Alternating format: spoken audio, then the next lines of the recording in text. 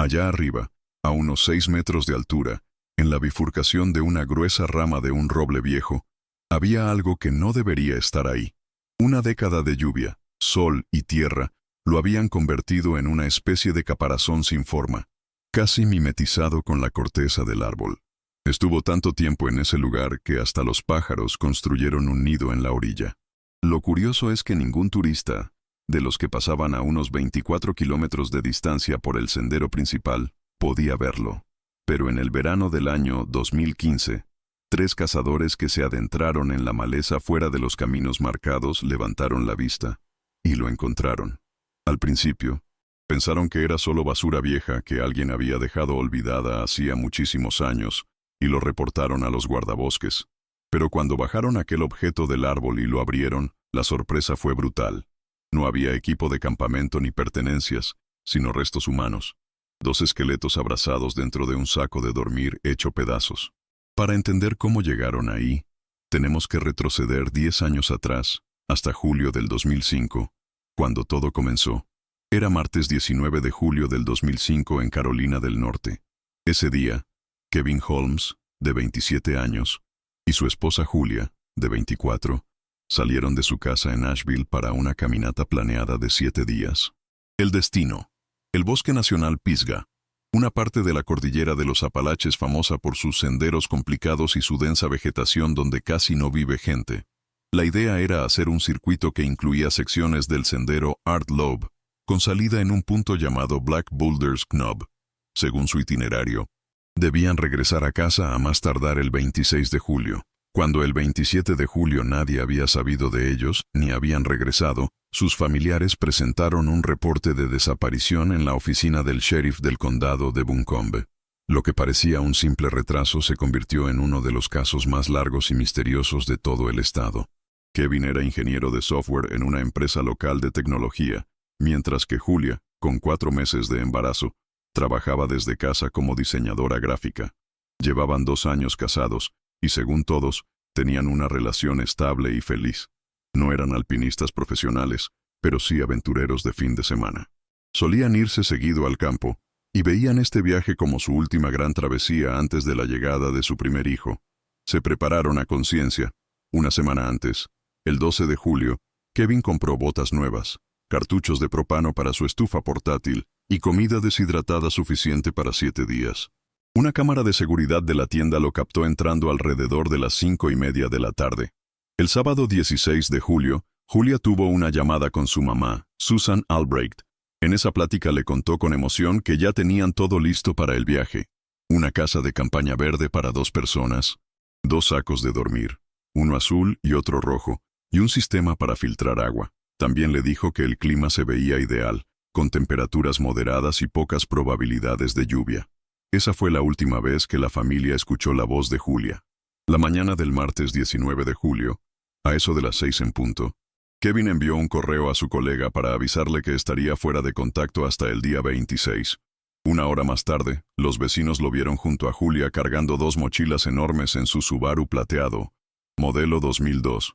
Ese auto aparecería después estacionado en la entrada del sendero Daniel Boone Scout Trail, cerca de la Blue Ridge Parkway. Estaba cerrado con seguro y dentro quedaron sus carteras con efectivo y tarjetas, sus celulares y hasta ropa de cambio. Todo indicaba que pensaban regresar a recogerlo.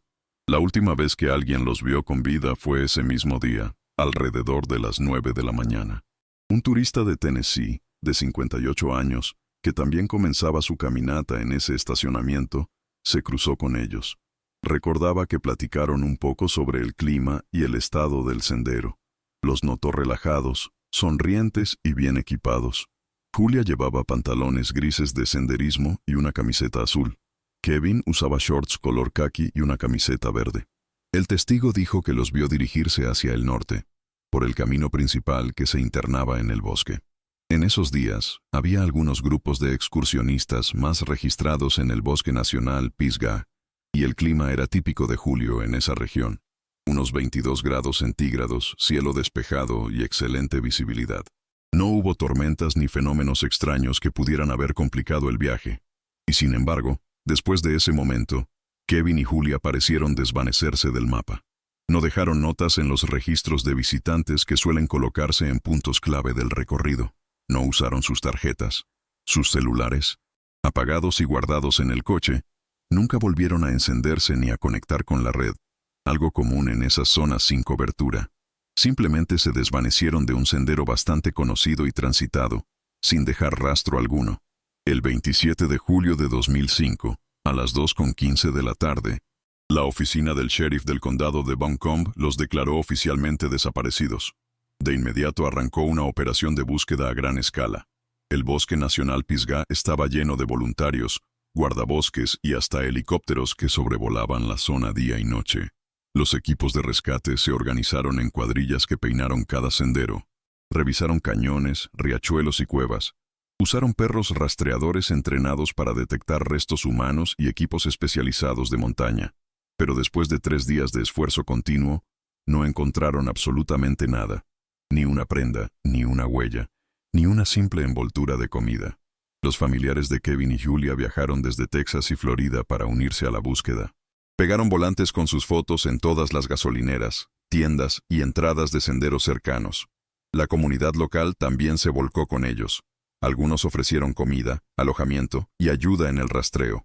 Sin embargo, conforme pasaban los días y la nada se repetía, el ambiente comenzó a llenarse de frustración y desconcierto. ¿Cómo era posible que una pareja tan preparada simplemente desapareciera? El 3 de agosto de 2005, después de más de una semana de rastreo sin resultados, la búsqueda oficial fue suspendida. El sheriff explicó que habían agotado cada recurso disponible y que no había señales claras de hacia dónde pudieron dirigirse. Para la familia fue un golpe devastador. Sentían que, en cierto modo, los estaban abandonando. Aún así, se organizaron para seguir buscando por su cuenta, pagando a equipos privados y regresando cada tanto a las montañas. La teoría inicial era la más sencilla, que se habían perdido en la densa red de senderos y, sin comida suficiente, no lograron sobrevivir. Pero conforme pasaba el tiempo, esa hipótesis parecía menos convincente. Kevin llevaba mapas topográficos detallados, brújula y hasta un GPS portátil. Julia, aunque embarazada, estaba en buena condición física y ambos tenían experiencia previa en excursiones similares. ¿Realmente era tan fácil que se extraviaran y jamás volvieran a aparecer? Con los meses, comenzaron a circular teorías más oscuras. Algunos sospechaban de un accidente, una caída en un barranco profundo o en una zona inaccesible. Otros hablaban de animales salvajes, aunque nunca se hallaron rastros que apoyaran esa idea. Y estaban los que iban más lejos. Posibles ataques humanos, un crimen cometido en medio de aquel bosque solitario. Lo cierto es que, sin pruebas, todas esas hipótesis eran solo especulación. La verdad seguía oculta bajo los árboles de Pisgah. La historia se enfrió poco a poco. Para el otoño de 2005, casi nadie en los medios hablaba ya de Kevin y Julia. Solo la familia seguía insistiendo, regresando cada aniversario a los senderos donde se les vio por última vez, esperando encontrar aunque fuera una pista pequeña que les diera paz. Pero el bosque guardaba silencio, como si hubiera tragado a la pareja sin dejar huella. Pasaron los años y el caso se convirtió en una especie de leyenda local. Excursionistas nuevos escuchaban la historia de los Holmes en las fogatas de campamento. La pareja joven que entró al Pisgah y nunca volvió a salir. Algunos lo contaban como advertencia, otros como un misterio digno de los viejos relatos de los Apalaches. Pero para los familiares no era mito ni cuento, era una herida abierta que nunca sanaba. En 2010, el caso tuvo un breve resurgimiento cuando un grupo de exploradores aseguró haber encontrado huesos en una cueva profunda cerca del río Davidson. Sin embargo, al recuperarlos, resultaron ser restos de ciervos. Una vez más, la esperanza se apagó tan rápido como había aparecido. Cada pista nueva terminaba en nada, y la incertidumbre continuaba. Para el verano de 2015 habían pasado ya 10 años. Nadie esperaba novedades, hasta que 3 cazadores se internaron en una parte remota del bosque, muy lejos de los senderos principales. Se desviaron siguiendo rastros de venado, y terminaron en un claro donde un roble enorme dominaba la vista. Fue ahí cuando levantaron la mirada y notaron algo extraño en lo alto del árbol. Parecía un bulto ennegrecido, incrustado entre las ramas. Al principio pensaron que se trataba de un viejo capullo de abejas o tal vez basura arrastrada por alguna tormenta. La curiosidad pudo más, y con esfuerzo treparon hasta alcanzarlo. Cuando lo bajaron y lo abrieron, la realidad los dejó helados. Dentro había huesos humanos, 2 esqueletos acomodados juntos en un saco de dormir deteriorado por el tiempo. El hallazgo fue inmediatamente reportado al sheriff del condado de Buncombe. Los investigadores llegaron al lugar junto con forenses y personal especializado en recuperación de restos. Lo primero que notaron fue lo inusual de la ubicación. ¿Cómo era posible que 2 personas terminaran dentro de un saco de dormir, a varios metros del suelo, atrapados entre las ramas de un roble gigante? La escena desafiaba toda lógica. Los restos fueron trasladados al laboratorio forense del estado. Allí confirmaron, mediante pruebas de ADN, que efectivamente pertenecían a Kevin Holmes y Julia Albrecht. Después de 10 años de silencio, al fin había una respuesta, aunque lo que se revelaba planteaba más preguntas que soluciones.